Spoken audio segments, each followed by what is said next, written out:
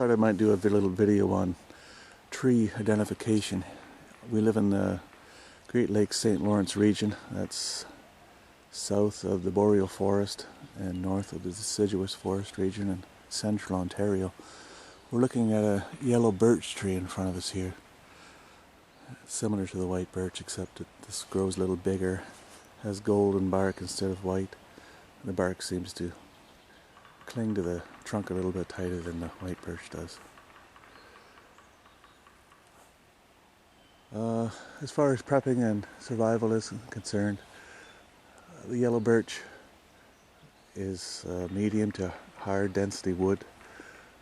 At times it's hard to split, other times it's not hard at all. You can start fires with the bark just the same as the white birch. Okay, moving on. This is the middle of April, so the leaves aren't out yet. And we see a couple ash trees, skinny ones, right in front of us.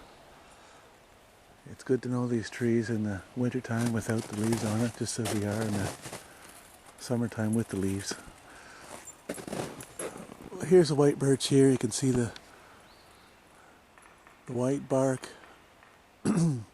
It's not quite as dense, the wood, as the yellow birch is.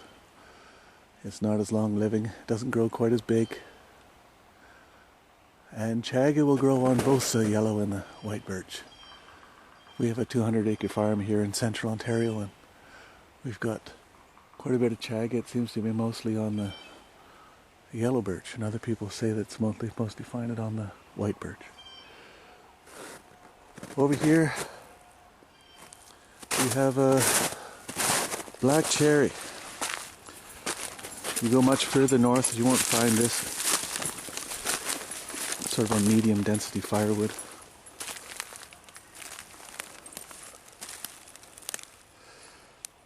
I studied forestry in school, and they used to call this cornflake bark. That would be one of the ways you could determine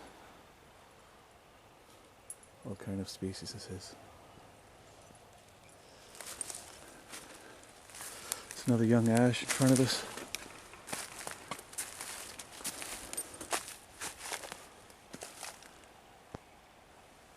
They don't have very fine branches because they have compound leaves, and they don't need the fine branches. It's got bulkier branches to carry the bigger leaves.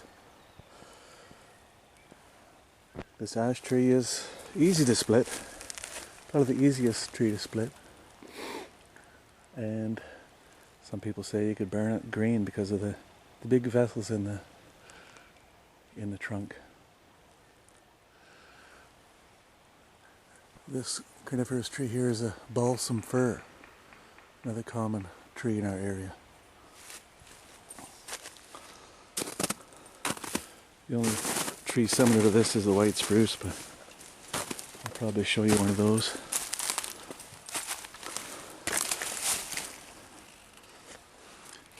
The balsam fir has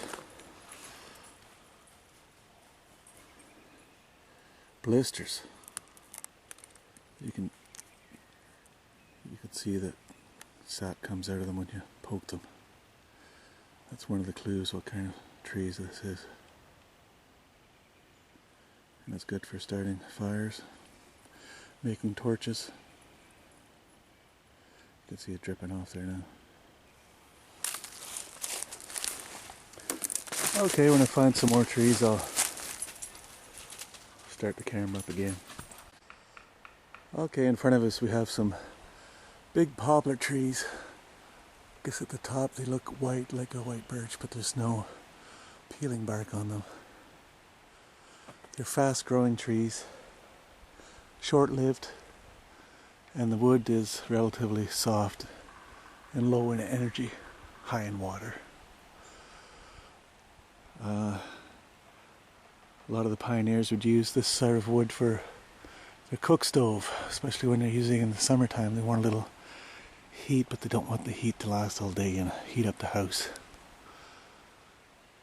I've got quite a few of them here.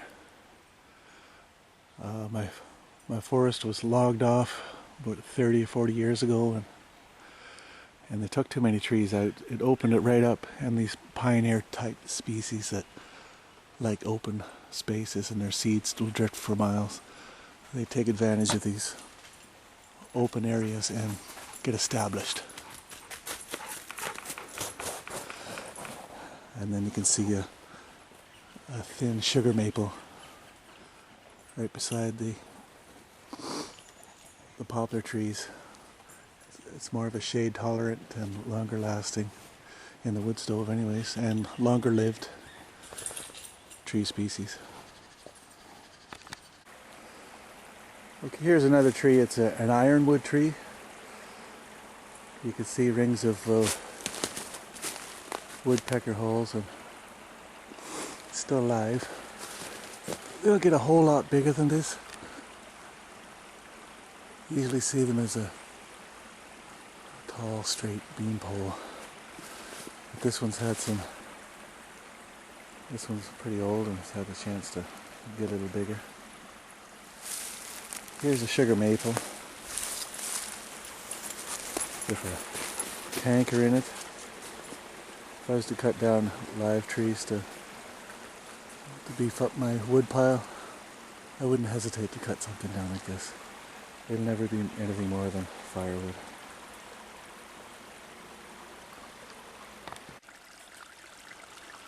I've harvested most of the chaga I've seen in my bush.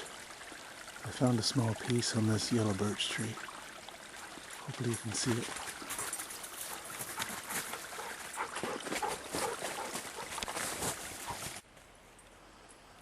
Hello again. We got a smaller red oak in front of us, and behind it there's a larger red maple.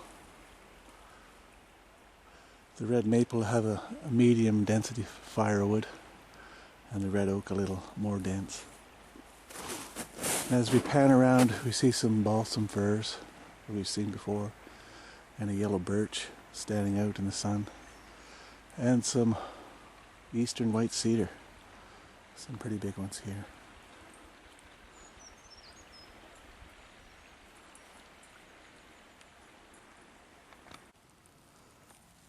On my walk here, I've seen a partridge that walked in front of me about 5 feet, deer tracks and partridge poo, and now deer excrement. This would look like chocolate covered almonds, if you've never seen it before. Here comes my dog. Here's an American beech. It still has its leaves on from last fall. I quite often identify them by the fact that they hold on their leaves so long. Like I said, it's the middle of April, ready for the new leaves to come out. And you can see these cigar-shaped buds. And when this tree gets larger, it'll have smooth bark. As for firewood, it's one of the most energy dense firewoods, up there with sugar maple and yellow birch. This is a beaver swale on our property. It's nice to see an open area when the forest is so dense and thick. I'll do some target shooting here. This sort of an area forms when a beaver dams up this little creek here, and then eventually it floods the area behind the dam, kills all the trees, and then eventually the dam bursts and the beavers move downstream, leaving this formerly flooded area for younger trees to take over. And maybe these willow trees will be flooded once again when another set of beavers start working their way down this creek. It's one of my favorite areas on our property.